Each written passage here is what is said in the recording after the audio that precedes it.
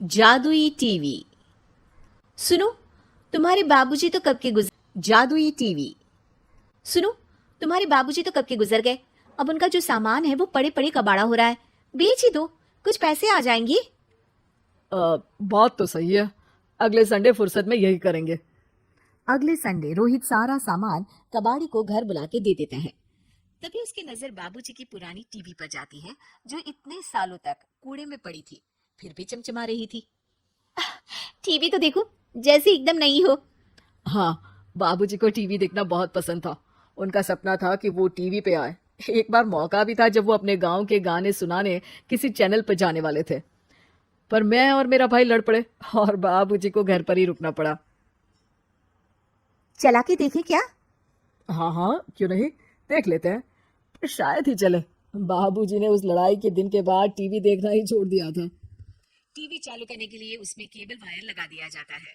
एक news channel चालू हो जाती है। स्वर्ग की सीढ़ी के रास्ते हैं तीन, तीनों के तीन रास्ते हैं संगीन। पहला रास्ता है सांप की बीन, दूसरा रास्ता घर में बिछा कालीन, तीसरा रास्ता कलकत्ता से चीन। ये क्या बकवास खबर है, कुछ अच्छा लगा दो। अरे आप बोलो तो सही, कोई अच्छी खबर सुना देता हूँ। मेरा तो काम ही खबर देना है। अरे बाप रे, टीवी बात कर रही है। मुझसे हाँ हाँ, आपसे ही तो बात करूंगा ना, आपके घर में हूं तो। अरे ये सपना है क्या? तुम हमसे बात नहीं कर सकते? अरे सपना नहीं भाई साहब, ये टीवी जादुई टीवी है। बोलो क्या खबर सुननी है, वरना ब्रेक लेने का टाइम आ जाएगा। सुप्रिया घबरा के टीवी बंद कर देती है। वो क्या था? अरे एक बार और चालू करके देखे, फिर से बात करेगा तो चैनल बदल देंगे। सुप्रिया फिर टीवी चालू कर देती है।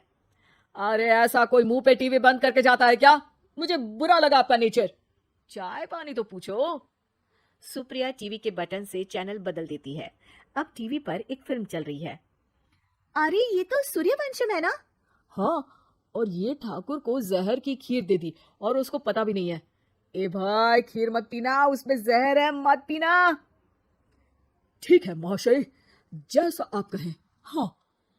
अरे आपकी बात मान ली, पूरी पिक्चर ही अब तो बदल जाएगी। मतलब ये सच में जादुई टीवी है? तभी वहां कबाड़ी आ जाता है। भैया, टीवी के 150 रुपए दूंगा, चलेगा?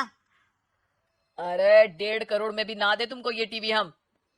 अरे 1.5 करोड़ खरीदने को होते तो तुम्हारे घर में ये पानी चाय नहीं पीता, अंबानी या टाटा के घर बैठा कोल्ड कॉफी पीता। रोहित कबाड़ी का हिसाब करके उसे वहां से चलता करता है और अपने भाई शशिकांत को फोन लगा के बुलाता है। शशि थोड़ी ही देर में वहां पहुंच जाता है। क्या हो गया भैया? अरे बाबूजी का टीवी याद है? हाँ हाँ, जिसमें घुसे रहते थे हमेशा वो, और अपने को कुछ नहीं देखने देते थे। अरे वो अब जादुई टीवी बन गया है। भैया, आपकी बकवास करने की आदत अब तक नहीं गई। अरे आपके घर में बच्चे हैं, अब तो बड़ों जैसी बात करो। रोहित जाके टीवी चालू कर देता है। टीवी पर एक जादू का शो हो रहा है जिसमें एक जादूगर है। अब मैं अपनी टोपी में से कबूतर निकालूंगा। श्रिंग ब्रिंग शरिंग बम फोपा फुफी फुफा पाउ। टीवी से कबूतर निकलता है और शशिकांत के सर पर आकर बैठ जाता है।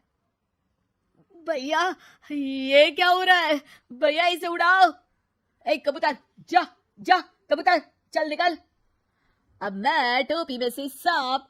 सांप सुनते ही शशिकांत कांप जाता है और भाग के टीवी बंद कर देता है। भैया, सॉरी भैया, मैं समझ गया ये सच में जादुई टीवी है, पर एक बार और ट्राई करते हैं। पर भाभी, कोई दूसरा चैनल लगाओ जिसमें डर ना लगे। सुप्रिया टीवी चला देती है और न्यूज लगा देती है। अरे कितने दिनों बाद मुझे याद आया, बताइए क्या खबर सुनाओ। और ये नया आदमी कौन है? ये मेरा भाई है शशिकांत। ओह यस, वही है ना जिससे तुम लड़ लिए थे किसी बात पे और तुम्हारे बुढ़ाओ पिताजी गुस्सा हो गए थे और टीवी को संन्यास दे दिया था। है? तुमको कैसे पता ये सब?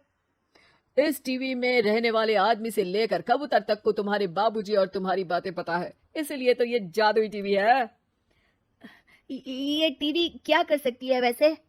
तुम जो मांगो दे सकती है। कहानी बदल सकते हो, खबर बदल सकते हो, कोई चीज मांग सकते हो।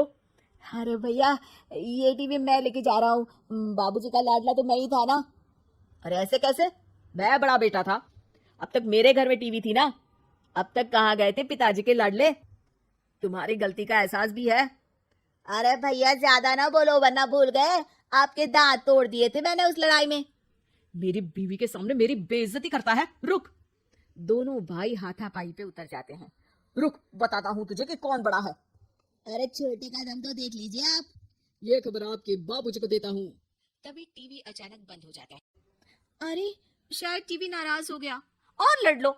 आए बड़े खली बनने। टीवी से एक तेज रोशनी निकलती है और टीवी में बाबूजी दिखाई देते हैं। बाबूजी आप। इतना चकरा क्यों रहा है? अपने बाप को नहीं पहचानता क्या? ये तो ऐसा ही है बाबूजी। प्रणाम बाबूजी। अरे चुप कर, तुम दोनों ही उल्टे हो। तुम्हारी वजह से मैंने टीवी में आने के सपने को छोड़ दिया, तुम्हारी लड़ाई की वजह से। और तो और, जितना मैं अपनी बीवी को नहीं देखता था उतना टीवी को देखता था, वो भी छोड़ दिया तुम दोनों की लड़ाई की वजह से। और अब मरने के बाद जब मैंने टीवी को जादुई टीवी बना दिया तो भी तुम इसका फल लेने की जगह लड़ रहे हो। अरे तुम तो लायक ही नहीं हो। अब तुमको बाबा जी का ठुल्लू भी नहीं मिलेगा।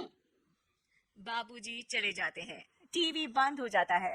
रोहित और शशिकांत गिड़गिड़ा के टीवी के सामने हाथ जोड़ के बाबूजी को बुलाते हैं पर टीवी सिर्फ